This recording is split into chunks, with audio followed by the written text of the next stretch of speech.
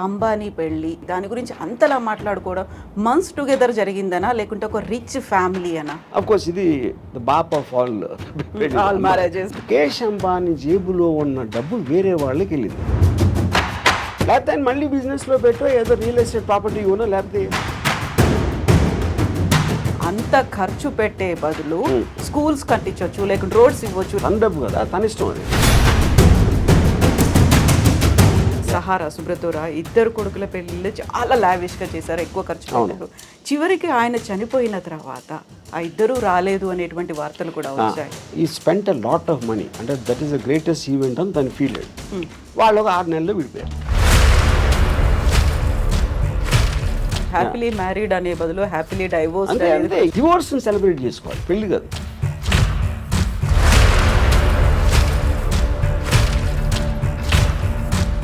పెళ్ళికి ఎవరైనా గెస్ట్లు వస్తే వాళ్ళకి గిఫ్ట్లు ఇవ్వడమో లేకుంటే రిటర్న్ గిఫ్ట్స్ ఉంటాయి. ఇందులో మాత్రం పేమెంట్ మోడ్ అనేది కనిపించింది అనేది.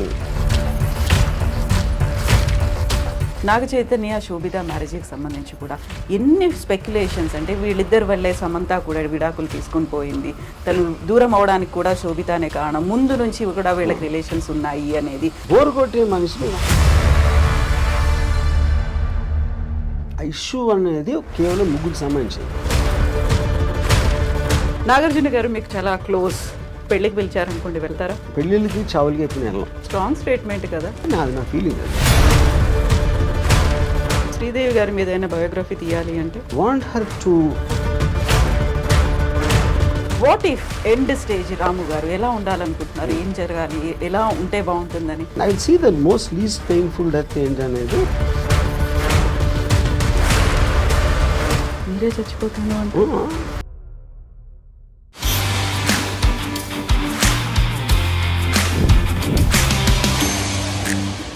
నమస్తే, welcome to I dream celeb chat with Kavitha. ఈ మధ్య ప్రముఖుల ఇళ్లలో జరుగుతున్నటువంటి పెళ్లిళ్ళ గురించి ఎందుకని అంతలా మాట్లాడుకుంటున్నారు? వార్తల కంటే కూడా ఎక్కువగా భిన్నాభిప్రాయాలు ఎందుకని వ్యక్తం అవుతున్నాయి? అసలు పెళ్లిళ్ళ గురించి మాట్లాడుకోవాల్సినటువంటి అవసరం ఏముంది? మనతో పాటుగా ఉన్నారు ఆర్జీవి. Hello sir. హాయ్.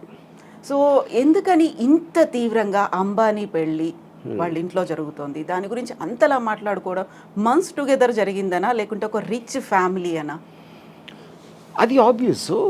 అంటే ఒక పాయింట్ ఏంటంటే మనకు అసలు ఊహించని విధంగా పెళ్ళిళ్ళు అంటేనే ఖర్చుతో కూడిన వ్యవహారం. ఎంత చిన్న పేదవాడైనా మ్యాక్సిమం వాళ్ళు ఖర్చు పెట్టేది పెళ్ళిలోనే ఖర్చు పెడతారు. ఇప్పుడు దాన్ని ఊహించిన దానికి వీలు లేకుండా అంత అంటే 5,000 కోట్లు అయిపోయింది అంటే ఆటోమేటిక్గా that will come one under the vulgar display of wealth అని ఒక వర్డ్ ఉండేది. ఇది ఎప్పుడంటే ఆల్మోస్ట్ ఒక 25 years బ్యాక్ భరత్ షా అని ఒక చాలా పెద్ద ఫైనాన్షియల్, ఆయన నాకు సత్య జంగల్ అని నాకు ఫండ్ చేశారు ఆయన. ఆయన ఇంట్లో 25 years బ్యాక్ 25 కోట్లు ఖర్చు పెట్టారు ఆయన కొడుకు పెళ్ళికి. యూనో ఇప్పుడు చాలామంది అప్పుడు పేపర్లో కూడా రాసేవారు, ఏంటి అసలు ఏమనుకుంటున్నారు పెళ్ళికి ఎంత ఖర్చు పెట్టడం అంటే. ఎలా ఉంటుందంటే మీ పేదరికాన్ని ఎత్తి చూపినట్టు ఉంటుంది. మీకు మామూలుగా ఆయనకి ఎన్ని లక్షల కోట్లు బిజినెస్లు ఉన్నాయా లేకపోతే టర్న్ ఓవర్ ఉందా అనేది ఎవరికి అర్థం కాదు. రిలయన్స్ అంటున్నా, జియో, ఇది ఆయన ముఖేష్ అంబానీ గారు ఉన్న బిజినెస్ ఆస్పెక్ట్ ఏవైతే ఉన్నాయో దానికి సంబంధించిన టర్న్ ఓవరు, ఆ స్టాక్ మార్కెట్లో వాల్యూ ఏంటి, ఆయన రిచెస్ట్ మ్యానా అనేది ఎవరికి అర్థం కాదు. అది that's two high the figures. పెళ్ళికి ఎంత ఖర్చు పెడుతున్నారు అనేది. అప్పుడు మనం కూడా పెళ్లి చేస్తాం, మనం బిజినెస్ నడపట్లేదు కదా, మనకు తెలియదు, మన కంపారిజన్ ఉండదు. మన ఇంట్లో పెళ్లి జరుగుతుంది, అమ్మాయి ఇంట్లో పెళ్లి జరుగుతుంది, దానికి దీనికి డిఫరెన్స్ అంటే మీరు అత్యంత పేదవాడిగా అనిపిస్తారు మీకు. ఎందుకంటే కంపారిజన్ ఆస్పెక్ట్లో అది more than anything else. So నేను చూసిన 3 అంటే భరత్ షా కొడుకు పెళ్ళి ఒకటి, దాని తర్వాత ఒక 10 years, దాని తర్వాత సుబ్రతోరాయ్ సారా శ్రీ ఇంట్లో పెళ్ళింది. యూనో అఫ్ కోర్స్ ఇది ద బాప్ ఆఫ్ ఆల్ మ్యారేజెస్. యూనో అప్పుడు కూడా విచిత్రంగా ఏం చెప్పేవారు అంటే, ఇప్పుడు నాకు తెలిసిన ఒక ఆవిడ, షీ మేక్స్ క్యాండిల్స్. సో సారాశ్రీ పెళ్ళి విషయంలో 3 కోట్లు తన ఒక్క బిల్లు వచ్చింది. క్యాండిల్స్ కూడా తను ఒక్కదే చేయాలి, చాలామంది చేశారు. అంటే అది 7-8 రోజులు అలా అయింది పెళ్ళి. అది క్యాండిల్స్కి 3 కోట్లు అంటే అసలు మనకి ఎక్కడున్నాం మనం కూడా కాదు, ఎక్కడా లేవు. అది అది నా పాయింట్. సో ఇప్పుడు ఏంటంటే వల్గర్ డిస్ప్లే ఆఫ్ వెల్త్ అనేది ఆ టర్మ్ ఎప్పటి నుంచో ఉంది. It's not a new term. అంటే మీరు నా దగ్గర నీకన్నా చాలా ఎక్కువ ఉందని చూపించటానికి ఒక సందర్భం క్రియేట్ చేసి, లేకపోతే మీరు ఏదో పేరు అంటారు కానీ మీరు రోజు వెళ్ళి ముఖేష్ అంబానీ ఇంట్లో కూర్చోరు, ఆయన ఏం చేస్తున్నాడో తెలియదు. ఆయన పెళ్లి చేస్తున్నాడు కాబట్టి ఇమేజెస్ బయటకు వస్తాయి, దానికి సంబంధించిన వార్తలు అన్నీ. ఇప్పుడు కానీ దీంట్లో ఎవరికి అర్థం కాని ఏంటంటే, దీంట్లో ఒకవైపు నుంచి అన్ని కోట్లు ఖర్చు పెట్టి ఇంత పేద దేశంలో ఇంతమంది తినటానికి తిండి లేదు, ఇంతమందికి అసలు ఇల్లు లేదు ఉండటానికి, మెజారిటీ వాళ్ళు అలా ఉన్నప్పుడు పెళ్లి కోసం 5,000 కోట్లు ఖర్చు పెడతారా అనేది ఒకటి రావచ్చు. సేమ్ థింగ్ భరత్ భాయ్ అప్పుడు కూడా వచ్చింది. అప్పుడు భరత్ భాయ్ నాకు చాలా ఇంట్రెస్టింగ్ ఇది చెప్పారు. ఫస్ట్ టైం నాకు డబ్బు అనేది ఏంటని అప్పుడు అర్థమైంది నాకు.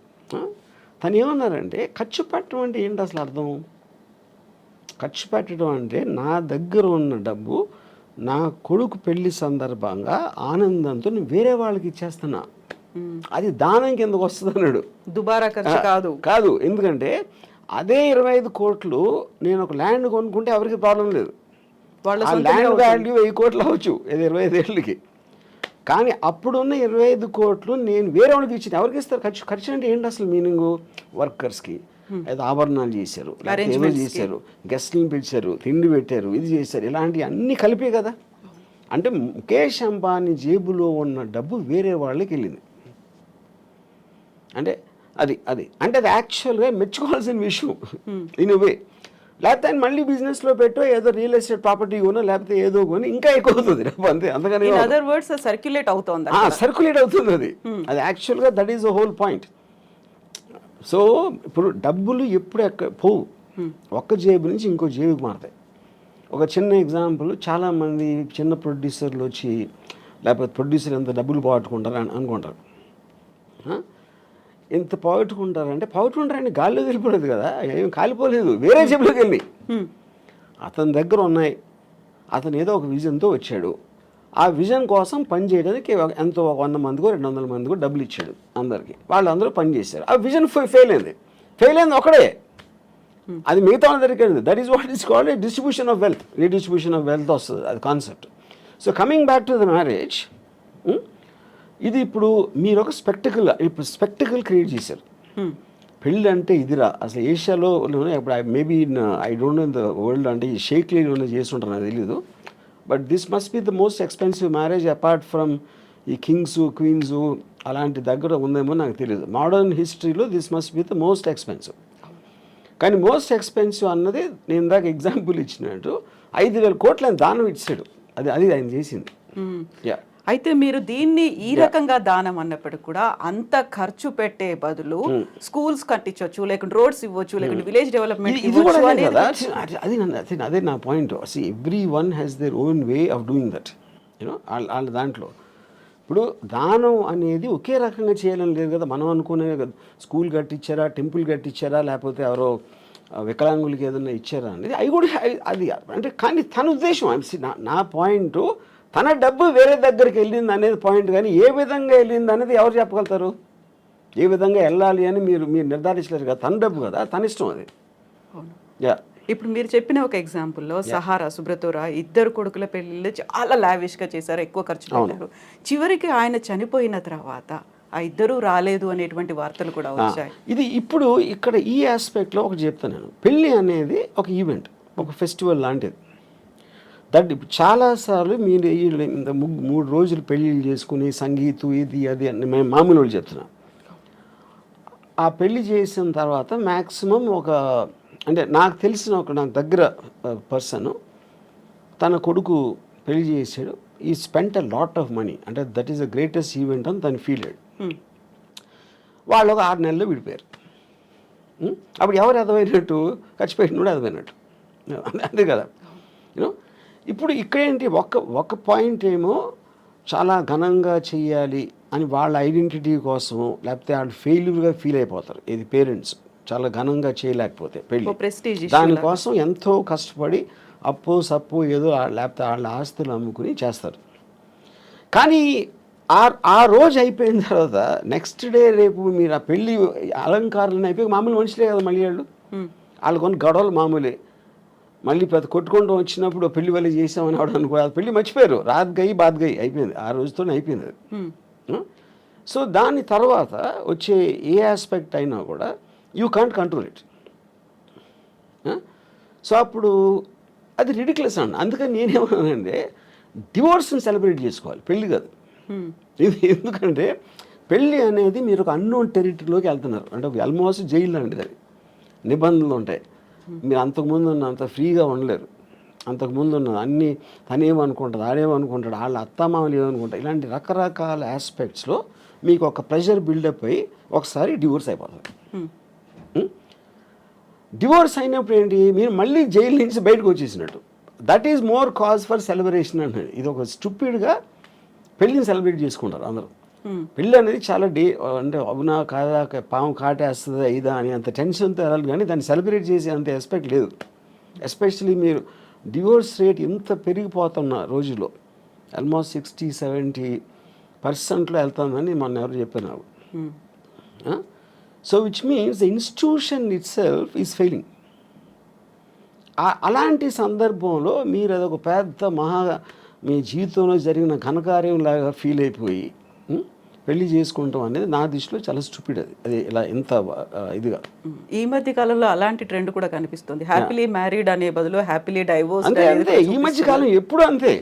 ఇప్పుడు నేను నా డివోర్స్ అయ్యి ఆల్మోస్ట్ 25 years పైన. కాకుండా మీకు సంబంధించి కూడా ఒక క్వశ్చన్ వచ్చింది కదా, మీరు హ్యాపీగా మ్యారేజ్ చేసుకున్నారు, 25 yearsకి పెళ్లి చేసుకున్నారు, ఆ టైంలో అనుభవించాల్సింది, ఒక ఫ్యామిలీని రన్ చేయాల్సింది అంతా చేసిన తర్వాత ఇప్పుడు డైవోర్స్ తీసుకొని ఇప్పుడు మాట్లాడడం. హ్యాపీగా రన్ చేసిన ఎవరు సపోజ్ చేస్తున్నారు? See, when you're taking a decision, you don't know the result. నేను సినిమా తీసినప్పుడు అది ఫ్లాప్ అవుతుందని నాకు తెలియదు కదా. సినిమా తీసినప్పుడు బాగుంటుందా అనుకునే తీస్తా, అది ఫ్లాప్ ఎప్పుడు అవుతుంది, రిలీజ్ అయ్యాక. సో పెళ్ళి బాగుంటుందని పెళ్ళికి ముందు అనుకుంటాం, పెళ్ళి ఫ్లాప్ అయిన తర్వాత ఇంకా పెళ్ళి హ్యాపీగా ఉంటుంది. బట్ అందరి ఎక్స్పీరియన్సెస్ ఒకలా ఉండవు కదా. ఒకలా ఉండవు. Of course that I'm not generalising this, but the amount of people, number of people in today's times especially, అప్పుడు లేదని కాదు, అప్పుడు ఉంది డివోర్స్ అనేది కొత్తది ఏమి కాదు. You know it is rising much more, which basically for the reasons maybe the women, అంటే ప్రతి మనిషి ఒక ఇండిపెండెన్స్ కోరుకుంటాడు. ఇంకొకళ్ళ కోసం వాళ్ళ కోరికలు కానీ వాళ్ళు చేయాలనుకుంటున్నాయి జడ్జిమెంటల్గా అవ్వటానికి ఎవరు ఇష్టపడరు. మ్యారేజ్లో అది కంపల్సరీ అయిపోతుంది. నా భార్య ఎలా ఉండాలి, నా భర్త ఎలా ఉండాలి, ఎందుకు నన్ను సినిమాకి తీసుకెళ్ళట్లేదు, ఎందుకు అది కాన్స్టెంట్గా ఒక పర్సన్ మీద మీ హ్యాపీనెస్ని వదులుతున్నారు మీరు. ఆ ప్రెషర్ తట్టుకోలేక it will lead to the divorce finally, which will be the most common reason. Incompatibility. Divorce అనేది అరేంజ్డ్ మ్యారేజ్లో కనిపిస్తుందా, లవ్ మ్యారేజ్లో? లవ్ మ్యారేజ్లో ఎక్కువ అవటం ఛాన్స్ ఉంది డివోర్స్. దానికి కారణం ఏంటంటే లవ్లో ఎక్స్పెక్టేషన్స్ ఎక్కువ ఉంటాయి. ఇప్పుడు పెళ్ళికి ముందు నువ్వు లేకపోతే నేను బతకలేను, నువ్వే నా జీవితం, ఇలాంటి డైలాగ్స్ అన్నీ కొడతాడు. అది నిజంగా అతను ఫీల్ అవ్వచ్చు కూడా ఆ టైంలో, బట్ తర్వాత ఇంటెన్సిటీని మీరు కంటిన్యూ చేయటం అనేది చాలా ప్రాబ్లం అవుతుంది అదే డిగ్రీలో. So you start taking each other అనే గ్రాంటెడ్ లెవెల్లో. అప్పుడు అమ్మాయి విల్ ఫీల్ బిట్రేడ్, అప్పుడు అలా అన్నాడు ఇప్పుడు ఇలా చేస్తున్నాడు అనేది. Similar it can be the reverse. What ever అమ్మాయి అప్పుడేముంది ఏంటి, what ever it is, you know. Know that is a separate topic.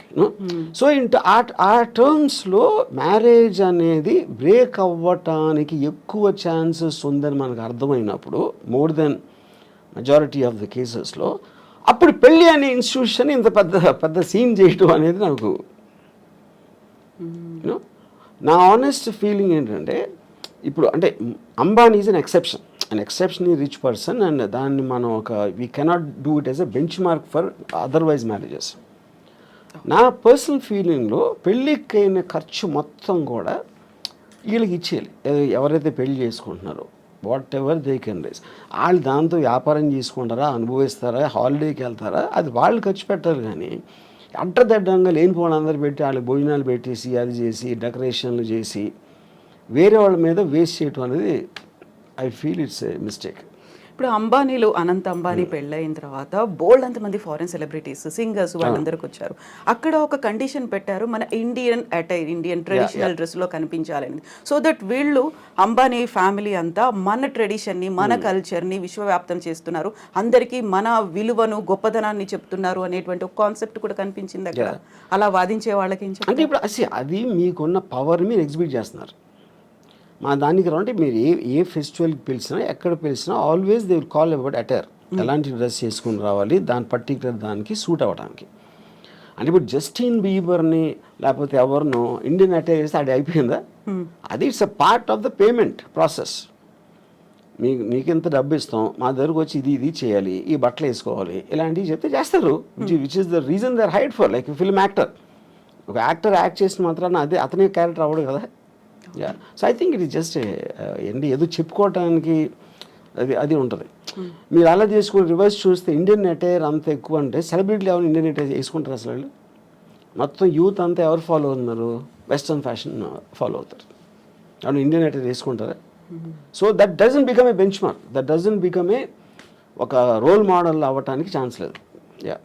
So పెళ్ళికి ఎవరైనా గెస్ట్లు వస్తే వాళ్ళకి గిఫ్ట్లు ఇవ్వడమో లేకుంటే రిటర్న్ గిఫ్ట్స్ ఉంటాయి. ఇందులో మాత్రం పేమెంట్ మోడ్ అనేది కనిపించింది అనేది. సో 1000 కోట్లు దీనికోసం కూడా ఖర్చు పెట్టారు. ఊరికే రాలేదా గెస్ట్లు అందరూ అంటే నాకు అర్థం కాదు, ఎలాబరేట్ చేయండి. సో ఇప్పుడు మీరు అన్న జస్టిన్ బీబర్ కావచ్చు, లేకుంటే బాలీవుడ్ సెలబ్రిటీస్ కావచ్చు, ఎవరికైనా కానీ వీళ్ళే డబ్బులు ఇచ్చారు. అంటే that is a very usual thing. అది నాట్ అబౌట్ అంబానీస్ మ్యారేజ్. మీరు ఏ పెళ్ళిళ్ళకి, బర్త్డే పార్టీలకి, లేకపోతే ఈవెంట్స్కి మీరు సెలబ్రిటీని పిలిచినప్పుడు you will have to pay money. అది బిజినెస్ కదా. For example Sunny Leone charges 25 lakhs to ఒక బర్త్డే పార్టీకి అటెండ్ అవ్వడానికి తను 25 lakhs తీసుకుంటుంది. వాడేం చెప్తాడు, నా పార్టీ నా బర్త్డేకి సన్నీ లియోన్ వచ్చిందని చెప్పుకోవటానికి కడుతున్నాడు. లేకపోతే వేరే వాళ్ళకి ఎందుకు ఇస్తాడు? సో సెలబ్రిటీ స్టేటస్ని, మీ పరపతిని పెంచుకోవడానికి మీరు బయట ప్రగల్భాలు చెప్పుకోవడానికి డబ్బులు కట్టాల్సి వస్తుంది కదా. మార్కెటింగ్ మీ దగ్గర ఉన్నాయి. ఇప్పుడు 5,000 కోట్లు చాలా ఎక్కువ డబ్బు అనిపిస్తుంది, కానీ 50 లక్షల కోట్లు ఉంటే 5,000 ఏంటి చిల్లర అది. అప్పుడు వాళ్ళ తాహతు బట్టి ఖర్చు పెడతారు.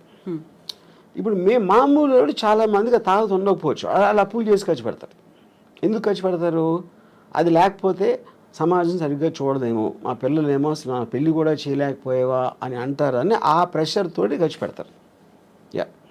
ఆర్జీవి గారికి ఇన్విటేషన్ వచ్చిందా? అమ్మాని దానిక రాలేదు.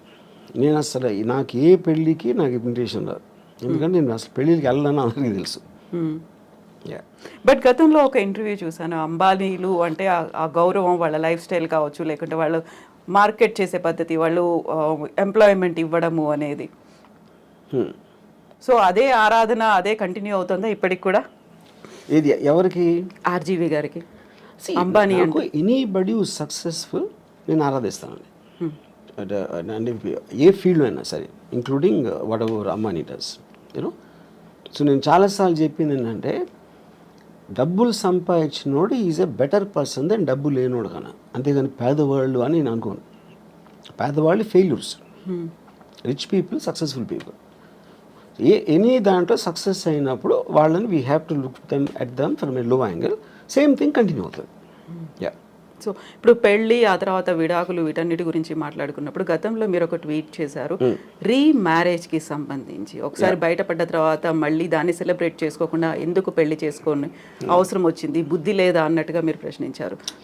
I don't know the exact tweet, నేనేం పెట్టాను, నా కాంటెక్స్ట్ నాకు తెలీదు. కానీ ద పాయింట్ ఈస్, మీరు ఒకసారి తప్పు చేసి మళ్ళీ చేస్తారనుకుంటే మీ కర్మ అన్నట్టు ఏదో పెట్టుంటుంది. I'm not sure. కానీ ఇంకోటి ఏంటంటే, ఆబ్వియస్లీ మీకు సెకండ్ మ్యారేజ్ అంటే పర్సన్ మారుతారు కదా. పర్సన్ మారినప్పుడు ఈసారి బాగానే ఉంటుందేమో అని మళ్ళీ చేసుకుంటారు, మళ్ళీ ఏదవుతుంది. ఎందుకంటే problem is not with the person, అది ఇన్స్టిట్యూషన్లో ప్రాబ్లం ఉంది. అది ఇద్దరిని కలిపి ఒక చోట ఉండాలి, కొన్ని నిబంధనలను, భార్యాభర్తలు కాబట్టి ఇలా ఉండాలి అనే నిబంధనల నుంచి వచ్చిన సిస్టంలో ప్రాబ్లం ఉంది. It is not the people. So వ్యవస్థలో ప్రాబ్లం ఉందా? పెట్టేటువంటి వ్యవస్థలో, ఓన్లీ వ్యవస్థ పెడుతున్న marriage institution is itself fundamentally flawed. So ముహూర్తాల బలం, ముహూర్తాల్లో కూడా ప్రాబ్లం ఉంది కాబట్టి అని సరికొత్త వాదన ఈ మధ్య కాలంలో వస్తుంది. సో వాళ్ళ రాశులు జన్మ అంటే ఇప్పుడు నక్షత్రాలు. అది ముహూర్తాలు నమ్మటం అనేది ఇట్స్ ఏ సూపర్స్టిషన్ ఆస్పెక్ట్ అది. So there is no scientific backing to it. సో అప్పుడు దేవుని నమ్మటం, మూఢనమ్మకాలు నమ్మటం, ముహూర్తాలు నమ్మటం అవన్నీ కూడా ఒకే కేటగిరీలో వస్తాయి. That depends on person to person. Yeah. So ఇప్పుడు సరికొత్తగా నాగ చైతన్య అండ్ శోభితాకి సంబంధించి ఎంగేజ్మెంట్ తర్వాత వస్తున్నటువంటి ఆస్ట్రాలజర్స్ వీడియోలు అవి పెడుతున్నారు. మళ్ళీ వీడు విడాకులు తీసుకుంటారు, అప్పుడు సమంతతో ఏమైందో ఇప్పుడు అదే అవుతోంది. ఇలాంటి వాటన్నిటిని ఎలా చూస్తారు మీరు? నేను అదే చెప్తున్నా. ఇప్పుడు ప్రతి ఒక్కరికి 2 bit ఆఫ్ ఫేమ్ కావాలి. సెలబ్రిటీస్ గురించి వాళ్ళు చేస్తున్న దాని గురించి మాట్లాడితే మనకి వ్యూస్ వస్తాయి. ఇప్పుడు ఇలా మీడియాలో మీరు క్వశ్చన్ ఎందుకు అడుగుతున్నారు, అలాంటి టాపిక్ అతను లేపాడు కాబట్టి, అతను అది లేపాడు కాబట్టి మీరు అడుగుతున్నా, అది తనకు కావాల్సింది కూడా అదే.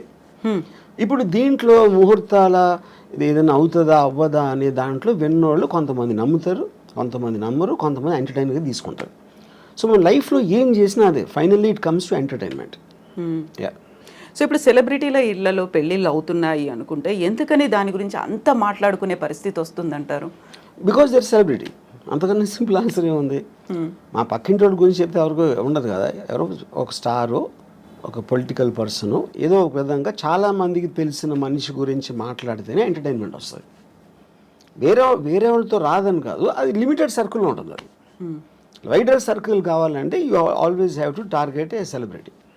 సో పెళ్లి వ్యవస్థకు సంబంధించి అవుతున్నటువంటి లోపం, ఎక్కడ లోపం ఉంది అంటే వ్యవస్థలోనే లోపం ఉంది. ఎలా ఉండాలంటారు? నేను అదే చెప్తున్నాను. వ్యవస్థలో ఉందంటే మనకున్న ఇండిపెండెన్స్, మనకున్న మైండ్ సెట్లో ఇద్దరిని కలిపి ఒక చోట ఉంచటం, అది పెళ్ళి అనే పేరుతోటి వాళ్ళని బంధించడం అనేది that is where the problem comes. ఇప్పుడు ఒక ప్రాబ్లం ఏమొస్తుంది, ఇప్పుడు హస్బెండ్ ఉన్నాడు అనుకోండి, హీ నోస్ హిజ్ రిలేటివ్స్, ఆ పేరెంట్స్ అవ్వచ్చు, తన సిస్టరు, వీళ్ళు ఇంట్లో చేసే పని వాళ్ళు ఉంటారు, అందరూ కూడా ఇప్పటి నుంచో తెలుసు. కొత్తగా వచ్చిన అమ్మాయికి వాళ్ళు తెలియదు. అప్పుడు వీడికి వాళ్ళ మీద ఉన్న అభిప్రాయాలు సేమ్ అభిప్రాయాలు అమ్మాయికి రాకపోవచ్చు, which is one of the big reasons why the daughter in law versus the family ఎందుకు ఉంటుంది అంటే అదొక point. And it is naturally understandable. అది నేను గబుక్కుని మిమ్మల్ని కలిస్తే మీ మీద నాకున్న అభిప్రాయానికి మీ గురించి ఎప్పటి నుంచో తెలిసిన వాళ్ళకి అభిప్రాయానికి ఎలా సింక్ కుదురుతుంది? అప్పుడు ఎక్స్పెక్ట్ చేయటం తప్పది. సో ఇది ఒక ఎగ్జాంపుల్ చెప్తాను. రెండో ఎగ్జాంపుల్, ఇప్పుడు నాకు తెలిసిన ఒక అమ్మాయి, she wanted to get divorce. ఏంటి ప్రాబ్లం అంటే, I find him very boring, which is the good enough reason. Bore కొట్టే మనిషి, మీరు మామూలుగా నేను బోర్ కొడితే మీరు వెళ్ళిపోతారు, కాసేపు హలో మాట్లాడి వెళ్ళిపోతారు, నేను వెళ్ళిపోతాను. మరి కలిసే ఉండాలి అంటే బోర్ కొట్టించి కొడితే ఎలా సాధ్యం? అది she might find something else more interesting, someone else more interesting. అప్పుడు మీ లైఫ్ మీకోసమే బతకాలి అని ఒక అండర్స్టాండింగ్ మీకు వచ్చినప్పుడు ఇంకొకళ్ళ కోసం నా లైఫ్, నా టైము నేను సాక్రిఫైస్ చేయను. ఆ ఇండిపెండెన్స్లోంచి వస్తుంది ఆ బ్రేక్అవే అనేది. సో మ్యారేజ్ అనేది ఒరిజినల్గా క్రియేట్ చేసినప్పుడు ఓకే, భర్త భార్య ఇద్దరు వాళ్ళ పిల్లలుగా అంటారు, పిల్లల్ని పెంచుతారు, చదివిస్తారు, వాళ్ళు ఏదో చేస్తారు. ఫ్యామిలీ ఆస్పెక్ట్ అనేది సొసైటీ కోసం చేసింది, ఇండివిజువల్ కోసం చేసింది కాదు. ఎప్పుడైతే ఇండివిజువల్ ఫ్రీడమ్ అనేది పెరగటం పెడితే ఇలాంటి ఇలాంటి ఇన్స్టిట్యూషన్స్ అన్ని కనుమలేకపోతాయి. సో ఈ పెళ్ళిళ్ళు అనేటువంటి వ్యవస్థ లేకుండా ఈ మధ్య కాలంలో వచ్చినటువంటి లివ్ ఇన్ రిలేషన్, దాంట్లో కూడా గొడవలు అవుతున్నాయి, దాంట్లో హ్యాపీగా విడిపోతున్నారు. కరెక్ట్. ఇప్పుడు పెళ్ళి అనేది వేరే వాళ్ళకి చెప్పడానికి, లివ్ ఇన్ రిలేషన్షిప్ అనేది వాళ్ళిద్దరికి ఉన్న పర్సనల్ ఆస్పెక్ట్. అది దట్స్ ఓన్లీ డిఫరెన్స్. యూనో, ఇక దాంట్లో లీగల్గా ఎన్ని ఇయర్స్ ఉంటే అది వ్యాలిడ్ ఉంటుంది, ఇది అది అని కొట్టుకుంటాం అనేది ఎలా జరుగుతుంది? మీరు అసలు ఇద్దరు ఒక చోట ఉంటే కొట్టుకోకుండా ఉండలేరు. అంటే ప్రెషర్ ఆఫ్ అది ఏమంటుంది, expectation more than anything else. Yeah. So ఇలాంటి ఇష్యూస్ రాకుండా ఉండాలంటే understanding is the better way అంటారు. అడ్జస్ట్మెంట్ అండర్స్టాండింగ్ అనేది ఈజీ చెప్పటం. I do not believe it's అండర్స్టాండింగ్గా ఉండాలండి. ఇప్పుడు ఫర్ ఎగ్జాంపుల్, ఎవరో కౌన్సిలరు, ఒక సైకాలజిస్టు భార్యాభర్తలు అన్యోన్యంగా ఉండాలి అని అన్నట్టు ఏదో అన్నారు, నేను యూట్యూబ్లో చూసాను.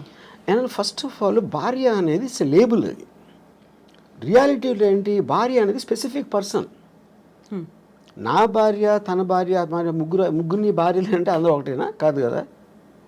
The people are different. వాళ్ళ బిహేవియరు, యాటిట్యూడు, వాళ్ళకున్న ఇండివిజువల్ ఇష్యూస్ ఇలాంటివన్నీ కేసు టు కేసు చూడాలి, కానీ అందరినీ కలిపి లేబుల్ వేసి భార్యాభర్తలు అన్యోన్యంగా ఉండాలంటే జనరలైజ్ చేయడం అనేది మీనింగ్ లేదు.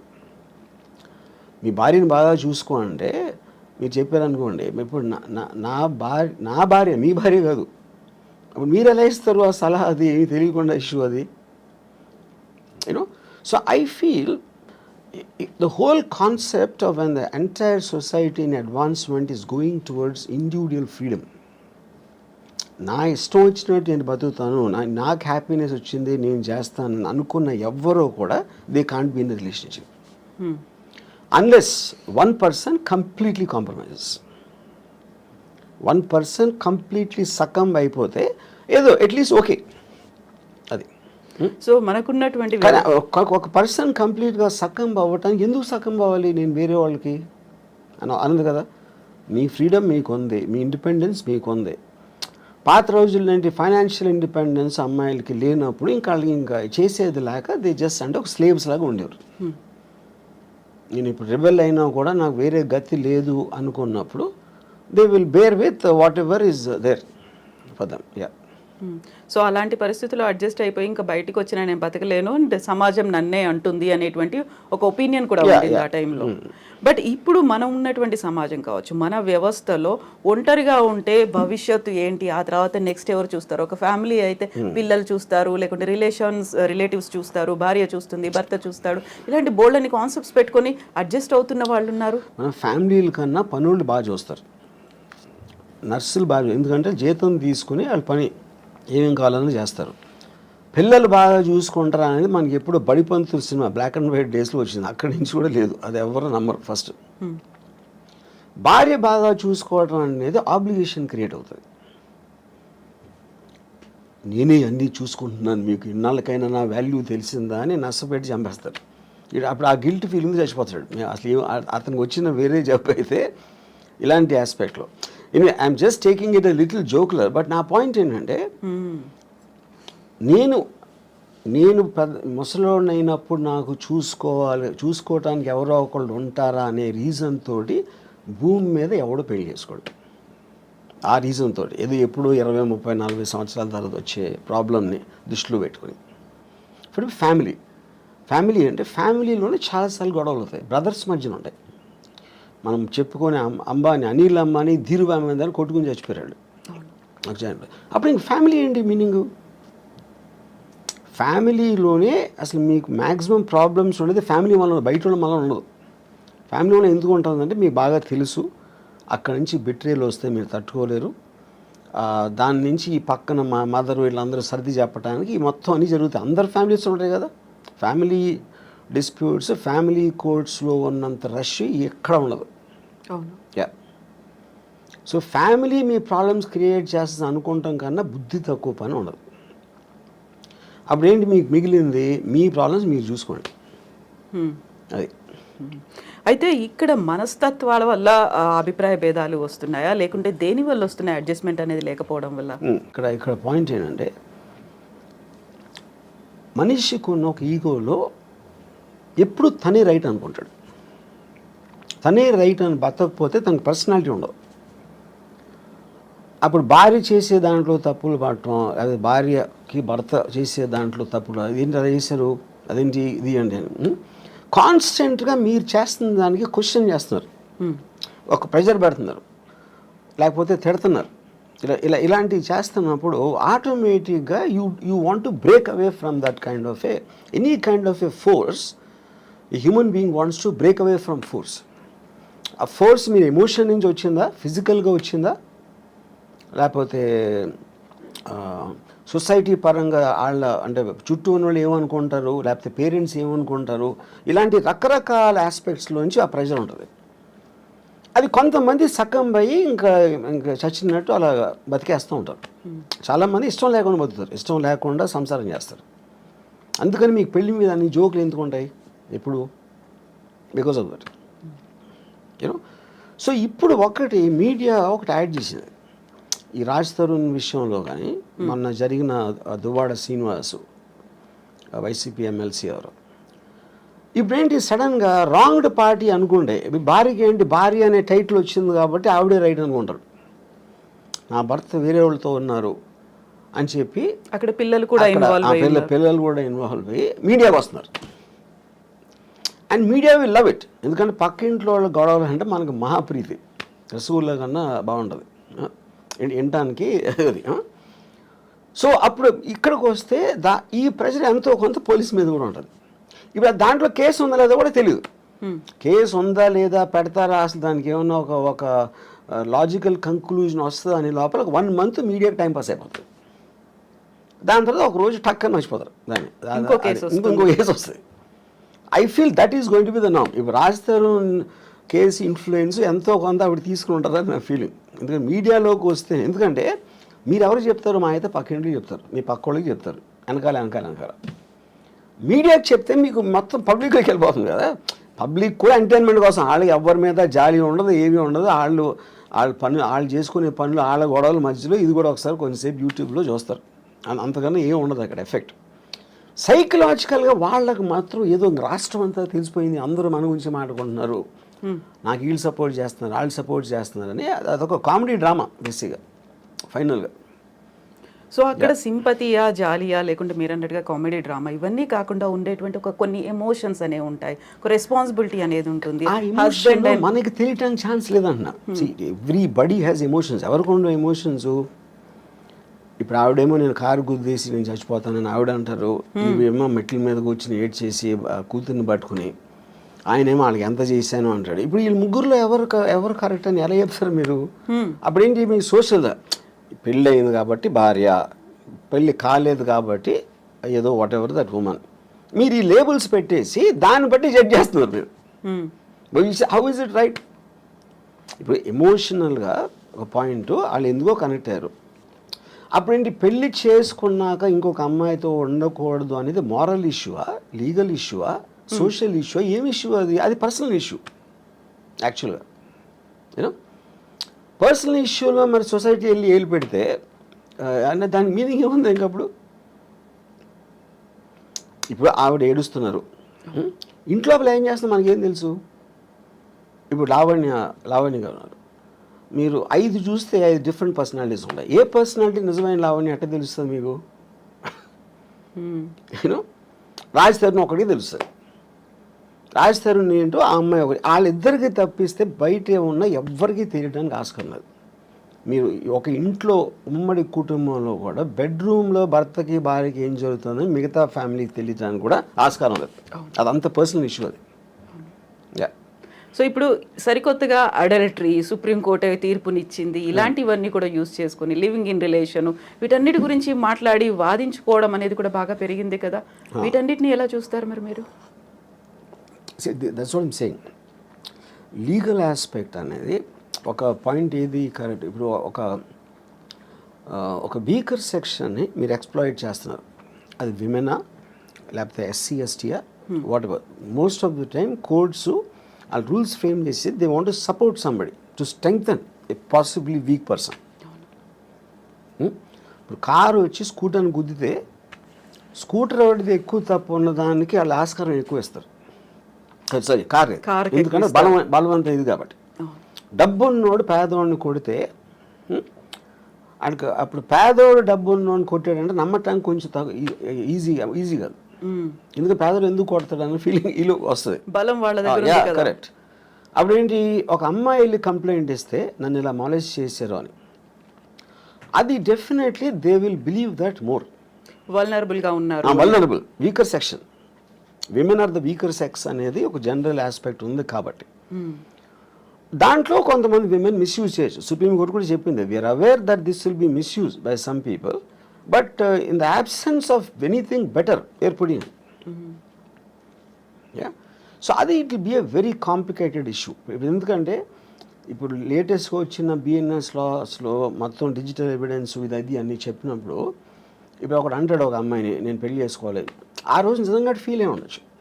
ఎమోషన్ అనేది it is never a permanent thing. మీకు అప్పుడు ఉన్న మెంటల్ స్టేట్లో ఒక ఫీలింగ్ వస్తుంది, అది వాడికి 2 days అయిపోవచ్చు అది. ఇప్పుడు మీరు అప్పుడు అలా అన్నావు కదా, అన్నందుకే నేను ఆ రోజు నేను ఫిజికల్గా ఇంటిమేట్ అయ్యాను, అది అప్పుడు ఇది మోసం చేసినందుకు వస్తుంది అని అంటే అప్పుడు దానికి ఇంక అంతా ఎక్కడ ఉంటుంది? మీరు ఒక బిజినెస్ డీల్ చేశారు, నీకు మీకు ఇన్వెస్ట్ చేస్తాను అని చెప్పాడు ఒక నాకు. ఆడి తర్వాత 3 రోజులు 4 రోజులు అయ్యాక హీ డింట్. ఆ రోజు చెప్పినందుకే నేను ఎలా అయ్యాను, ఇప్పుడు నేను మానసిక స్థాపం చేస్తే నేను వెళ్ళి చచ్చిపోతానంటే అది ఇంకా అసలు అవుతుందా ఇంకా ఎనీథింగ్? సో మీరు ఒక విధంగా చూస్తే మీరు అసలు రిలేషన్షిప్స్లోకి వెళ్ళటానికి భయపడే అంత ఇది వచ్చేసింది ఒక విధంగా చూస్తే, ఏది ఈ లాస్ ఇలాంటివి అని. At the same time it is also true that women will be exploited. ఎందుకు? By men. ఇప్పుడు నా ఆల్వేస్ బిలీఫ్ ఏంటంటే man is he pretends love for sex, he gives love, pretend maybe not the right word. Women gives sex for in exchange for love. అక్కడ మీకు by నేచర్లోనే ఉంది అదే ఆ differentiation. ఆ natural ఇన్స్టింక్ట్ని curb చేయడానికే మీకు legal system, moral system, social systems వస్తాయి. కానీ ఇందులో ఉన్న ఫ్లా ఏంటంటే ఏది కూడా they don't know the actual things what's happening and how can they be జడ్జ్మెంట్లు. ఇప్పుడు ఈ అమ్మాయికి బోర్ కొడుతుంది, బోర్ కొట్టినందుకు బోర్ కొట్టిందని ఎవడన్నా యాక్సెప్ట్ చేస్తాడు అసలు? అలాంటిది అతనికి ఇంకో ఎఫ్ఐఆర్ ఉంది, నన్ను కొడుతున్నాడు లేకపోతే ఏదో చేస్తున్నాడు అంటే కొంచెం అన్న మీనింగ్ ఉంది.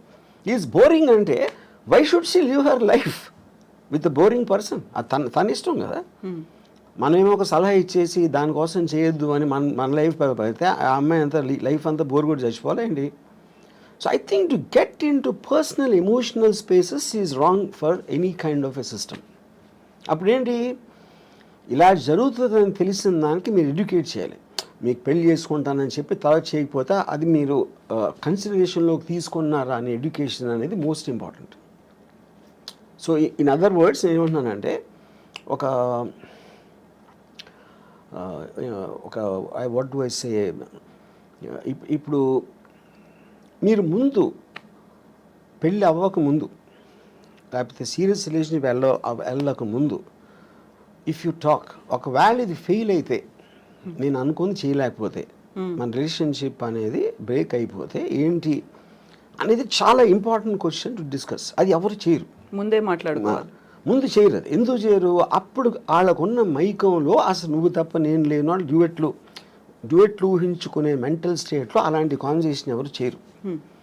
అది మస్ట్గా ఉండాలి. ఇప్పుడు అగ్రిమెంట్ ఉంది, ఇప్పుడు మీరు నేను కలిసి ఏదో బిజినెస్ పెడుతున్నాం, మన ఇద్దరు ఎంతో క్లోజ్ అయినా అగ్రిమెంట్ ఎందుకు రాసుకుంటున్నాం? టర్మ్స్ అండ్ కండిషన్స్ మనం కొన్ని గ్రాంటెడ్గా నేను ఓరల్గా చెప్పు, లేకపోతే రాము అలా చేయడలే, కవిత గారు అలా చేయర్లే అని నేను మైండ్లో అనుకున్న దానికి అన్ని పేపర్ మీద పెట్టడానికి ఉన్న difference. That is why agreement is there. అప్పుడు అగ్రిమెంట్ అనేది బిజినెస్లోనే కాకుండా it's also been a emotional complex. ఎందుకంటే ఇన్స్టిట్యూషన్ అనేది మనకి మ్యారేజ్ ఇన్స్టిట్యూషన్ ఆర్టిఫిషియల్గా వచ్చింది, that is not natural. Anything which came out of an artificial sense of a certain system you should have an agreement. అప్పుడు ఏమంటారు దాన్ని, బ్రీచ్ ఆఫ్ కాంట్రాక్ట్లో ఏ టర్మ్స్లో అయితే నేను ఇక్కడి నుంచి వెళ్ళిపోతాను, ఇవి నేను అనుకుని ఇవి జరగకపోతే లేకపోతే ఇలా జరిగితే వీటన్నిటిలోంచి మాత్రం I will be free to come out అనేది మీరు ముందు మాట్లాడారనుకోండి, అప్పుడు ఆస్పెక్ట్లో అసలు యాక్చువల్గా ఆ మ్యారేజ్ ఎగ్జిస్ట్ అవ్వడానికి ఎక్కువ ఛాన్స్ ఉంది. ఎందుకంటే మీ ఎక్స్చేంజ్ ఆఫ్ థాట్స్ ఎక్కువ ఉంది. ఇప్పుడేంటి, మీరు అనుకుంటున్నారు అలా చేయడు, తను అలా చేయదు, నా కోసం ఏమైనా చేసేస్తుంది అని ఆ నమ్మకాన్ని మీరు ఊహిస్తున్నారు.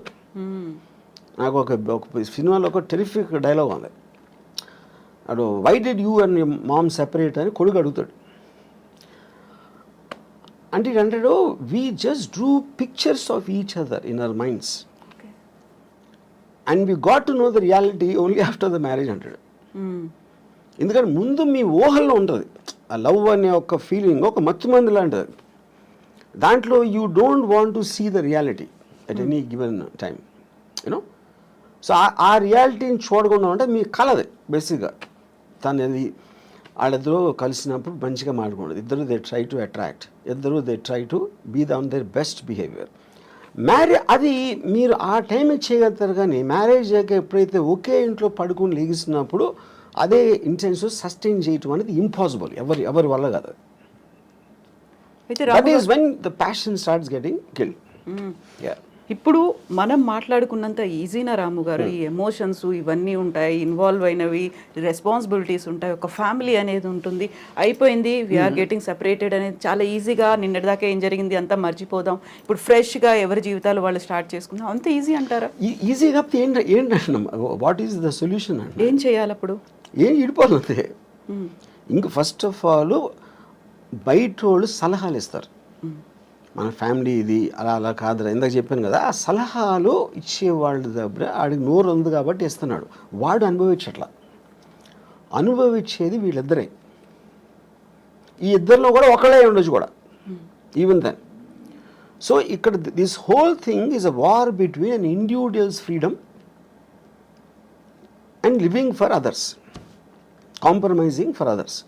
ఇప్పుడు ఆ కాంప్రమైజ్లో మీరు తప్పైనా, ఇప్పుడు సపోజ్ నన్ను ఒక ఫిజికల్గా మీరు ఫోర్స్ చేయొచ్చు, అంటే ఒక ఉమెన్ క్యాన్ ఫోర్స్ మీ, ఒక వైఫ్, కానీ వాడికి అమ్మాయి మీద ఫీలింగ్ లేకపోతే అప్పుడు ఇంకా అసలు ఉండి కూడా లాభం ఏంటంటున్నా. The whole idea is about affection, intimacy, relationship. ఆ రిలేషన్షిప్ వాడి మైండ్లోనో ఈ అమ్మాయి మైండ్లోనో కట్ అయిపోయినప్పుడు ఇంక ఉండి కూడా లాభం ఏంటంటున్నా. So that defeats the very purpose of the institution. ఎందుకు కంటిన్యూ చేయాలి?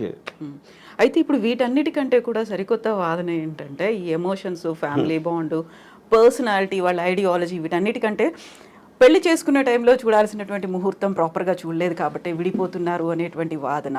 కరెక్ట్ ముహూర్తం కనుక చూసి ఉంటే వీళ్ళు అలా కలకాలం కలిసి ఉంటారు, గొడవలు లేకుండా ఉంటాయి అనేది, అక్కడ ఏది దేన్ని ఓవర్లాప్ చేస్తుంది అసలు?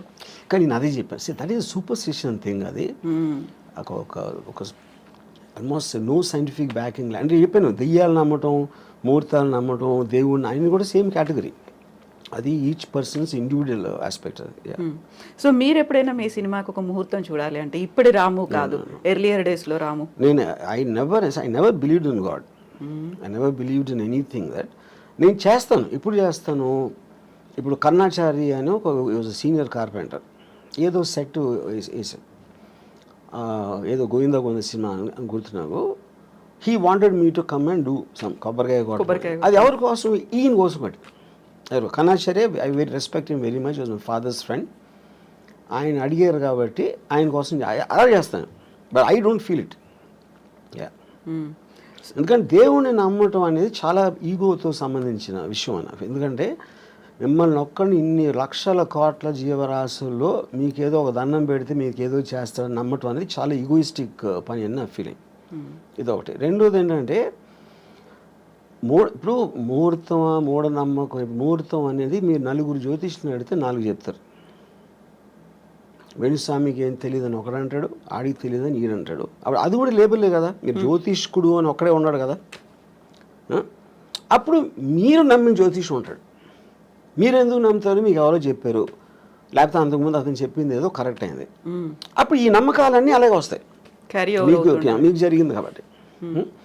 సో నా కంట్రోల్లో లేని దాన్ని, డెస్టినీ లేకపోతే దేవుడు, నేచర్, నా కంట్రోల్లో లేని నేను పట్టించుకోను. I will only concentrate on what I can do. ఆ మిగతా నేను కాన్సిక్వెన్స్గా తీసుకుంటాను, అది వచ్చినప్పుడు విల్ బెర్ ఇట్. ఇప్పుడు పెళ్లిళ్ళకి ఎలా అయితే ముహూర్తాలు చూస్తున్నారో, భారీ బడ్జెట్ సినిమాలు తీసే ముందు కూడా ప్రతిదీ పూజలే దాంతోనే అవుతున్నాయి కదా. అది ఎప్పుడు ఉంది, అది దేవుణ్ణి కనిపెట్టినప్పటి నుంచి ఉన్నాయి ముహూర్తాలు.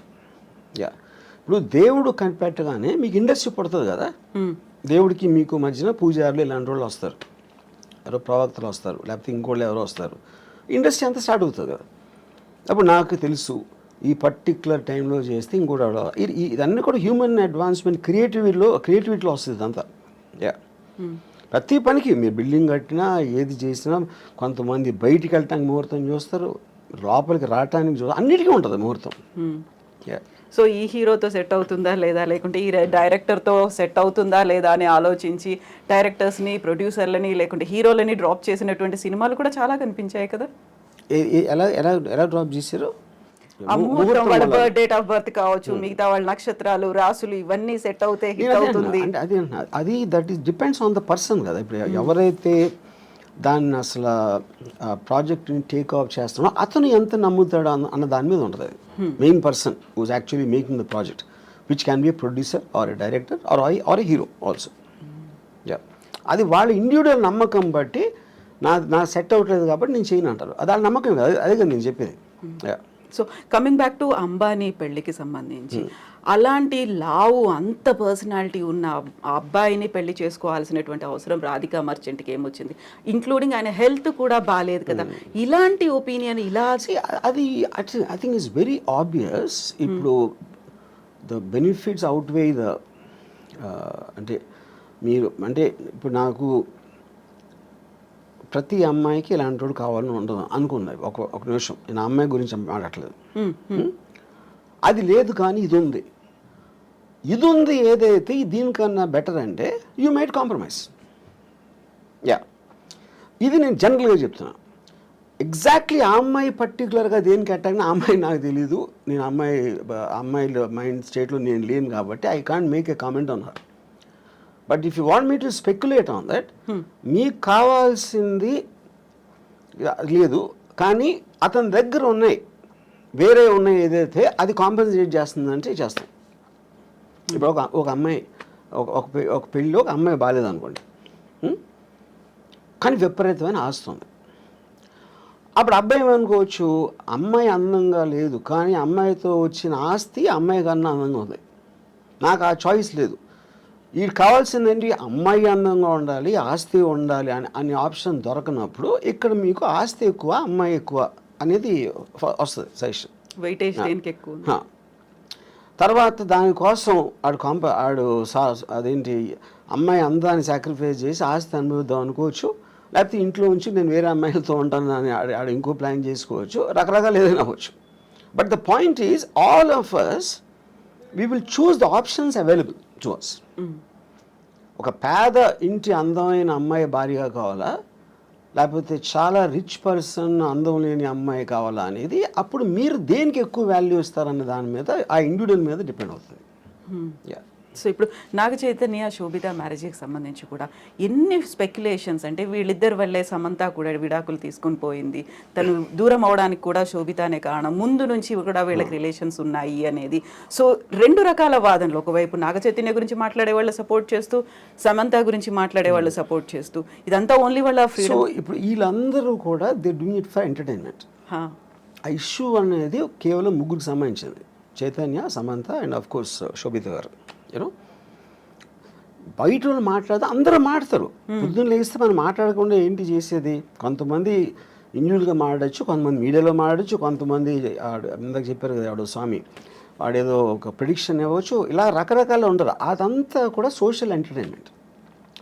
డైరెక్ట్లీ ఎఫెక్ట్ అయ్యే పీపుల్ ఆ ముగ్గురు ఏమనుకుంటున్నారు మనకు తెలియనప్పుడు దాని మీద మీరు ఎంటర్టైన్మెంట్ కోసం చేయండి, మనకు సంబంధం లేదు.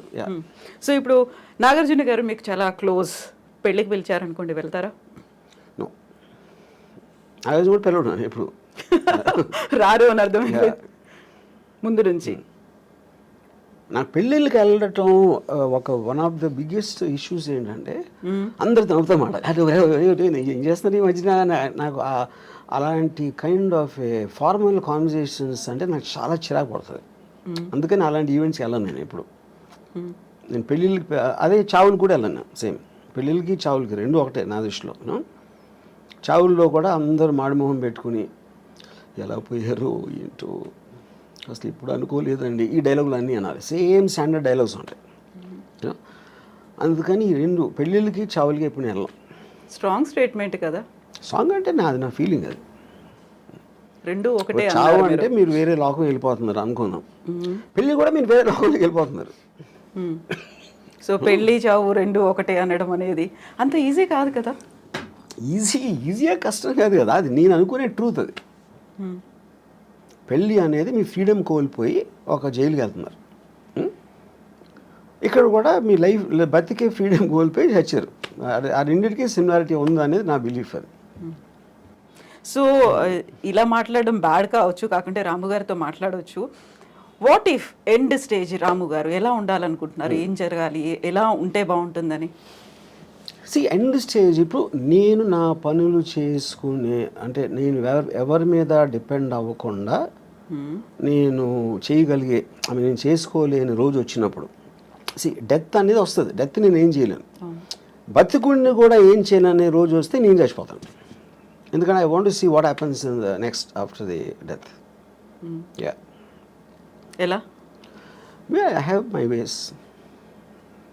మీరే చచ్చిపోతాను అంటే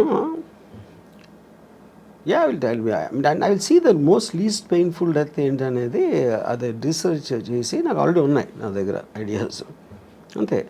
ఎందుకంటే యూ డోంట్ నీడ్ లివింగ్ అనే పర్పస్ లేదు. If you are not able to do what you want to do, అప్పుడు బతకడం ఎందుకు అసలు? ఊరికనే చెట్టులాగా హాస్పిటల్ బెడ్ మీద ఉంటాం, అదే కదా point, you know. So if you are not enjoying your life, you have no reason to live. ఇది ఇంకొక ఎక్స్ట్రీమ్ కదా, చాలా ఈజీగా పోవచ్చు, లేకుంటే ఇలాంటి పెయిన్ఫుల్ అనేది లేకుండా. ఎక్స్ట్రీమ్ అనేది ఉండదు, ఎవరి థాట్ అలా ఉంటుంది. మీకు ఎక్స్ట్రీమ్ అయింది అనేది నాకు చాలా న్యాచురల్ అనుకోవచ్చు. Extreme is by definition is one persons perspective another person, అంతే కదా. ఎక్స్ట్రీమ్ అంటే ఇప్పుడు మీ దానికి ఉన్న దానికన్నా ఇంకా ఎక్కువ డీపర్ ఇంటెన్సిటీతో నమ్ముతూ ఉంటే అది ఎక్స్ట్రీమ్ అవుతుంది. ఇప్పుడు టెర్రరిస్ట్ ఉన్నాడు, ఎక్స్ట్రీమ్ అని ఎందుకు అంటాం ఎక్స్ట్రీమిస్ట్ అని? వాడి కోపాన్ని అంత నిర్వహించబడుతున్నాడు, చంపేస్తున్నాడు, బాంబులు పెడుతున్నాడు. అది మీరు చేయరు. మీరైతే మా అయితే తిడతారు, మా అయితే కొడతారు, లేకపోతే మా అయితే అరుస్తారు. వాడు దానికి వెళ్తున్నాడు. ఇలాంటితో వర్కౌట్ అవ్వని ఆడు నమ్ముతున్నాడు. కానీ ఎక్స్ట్రీమిస్ట్ ఎవడు? వాడు ఎక్స్ట్రీమిస్ట్ అనుకోడు కదా, వాడు నమ్ముతూనే చేస్తున్నాడు అది. యా. సో పెయిన్లెస్గా ఉండాలి, ఈజీగా స్మూత్గా ఉండాలి అంటే రీసెర్చ్ చేస్తున్నారు. Yeah yeah yeah. అందులో సూసైడ్ కూడా ఉందా? సూసైడ్ అని కావాలి కదా, లేకపోతే మీరు ఇన్ఫ్లిక్టింగ్ ఆఫ్ పెయిన్లెస్ అనేది మీరు అనుకునే పర్పస్కి ఎంత సింప్లిస్టిక్గా ఎంత స్మూత్గా జరగాలని చూస్తారు. అది బిజినెస్ అవ్వచ్చు, లేకపోతే any decision you are making, you want to make the effort lesser to get the maximum result. అప్పుడు డెత్ అనేది మీకు రిజల్ట్ కావాలి అనుకున్నప్పుడు డెత్లో ఒక పెయిన్ ఆస్పెక్ట్ అనేది ఎంతో కొంత ఉంటుంది. మేబీ ఆ ఎంతో కొంత దాన్ని రెడ్యూస్ చేయడానికి you will use your knowledge and your thinking. Yeah. So ఎప్పుడు నేను ఆ లాస్ట్ స్టెప్ తీసుకోవాలి అనేది ఏ స్టేజ్లో నేను చెప్పాను కదా, when I can do, when I have to depend on somebody else, that is the last stage for me. Yeah, it is not about the age. ఇప్పుడు సపోజ్ నాకు ఇప్పుడు మీ స్టూడియోకి ఇంటర్వ్యూకి వచ్చాను, ఇప్పుడు వెళ్తా ఒక యాక్సిడెంట్ అయిపోయి నా కాళ్ళు పోయినాయి అనుకోండి for example. So I might do it now only. లేదా నాకు 80 years 90 years వచ్చినా కూడా నేను ఇంకా చేయగలుగుతున్నాను అంటే I might not do it. So the point is not about the age, it's about your failability. So మనం డొనేషన్స్ వీటన్నిటి గురించి మాట్లాడుకున్నాం. ఇలాంటి సడన్ డెత్ ఏదైనా వచ్చింది అనుకున్నప్పుడు నా హార్ట్ డొనేట్ చేయండి, లేకపోతే నా ఐస్ డొనేట్ చేయండి, నా కిడ్నీస్ డొనేట్ చేయండి, ఇలాంటి జీవన్ దాన్ అనే కాన్సెప్ట్ వచ్చింది కదా. చనిపోయిన తర్వాత కూడా నలుగురిలో బతికుండొచ్చు, ఈ లోకాన్ని చూడొచ్చు అనే కాన్సెప్ట్ రాము గారికి అనిపించింది. నేను ఎందుకు చేయనంటే ఇప్పుడు see there is nothing in life which is uncertain, which is certain. మనది అయిపోయింది కదా, మన బాడీయే కదా. ఇప్పుడు సపోజ్ నెక్స్ట్ బర్త్ ఉందనుకోండి, నెక్స్ట్ బర్త్లో ఇప్పుడు పుట్టుగుడ్డోళ్ళందరూ ఎవరైతే గుడ్డిగా పుడతారో వాళ్ళందరూ లాస్ట్ బర్త్లో డొనేషన్ ఇచ్చారేమో నాకు ఒక అనుమానం. అప్పుడు దేవుడి దగ్గరికి వెళ్ళి ఇచ్చావు కదా, ఇప్పుడైతే నెక్స్ట్ బర్త్ నువ్వు నీ కళ్ళు లేని కూడా పడతావు అని చెప్పారు అనుకోండి, అరే అమ్మా అని నేను డిసప్పాయింట్ అవుతాను కదా. అందుకని అలాంటి ఛాన్స్. ఇంకోటి ఏంటి, I'm not an అల్ట్రూయిస్ట్, I don't live for others. నేను నా కోసమే బతుకుతా, అన్నీ నేనే తీసుకెళ్ళిపోతాను. కాకుంటే ఇప్పుడు కళ్ళని దానం చేయమన్నప్పుడు వచ్చినటువంటి ఒక యాడ్ అనేది ఉంది, నెక్స్ట్ జన్మలో మీ కళ్ళతో ఈ ప్రపంచాన్ని చూడొచ్చు, అందమైన ప్రపంచాన్ని చూడొచ్చు అనేది. కళ్ళు అనేది it's a device. The only thing which perceives everything is the brain. బ్రెయిన్లో కూడా ఉన్న కాంప్లెక్స్ బ్రెయిన్ మ్యాటర్ కాదు కదా, దేర్ ఇస్ బ్రెయిన్ అనేది యాక్చువల్లీ ఒక ఎగ్జాక్ట్లీ మీ కళ్ళు రిజిస్టర్ చేస్తున్నాయి, దాన్ని బ్రెయిన్ పర్సీవ్ చేస్తుంది.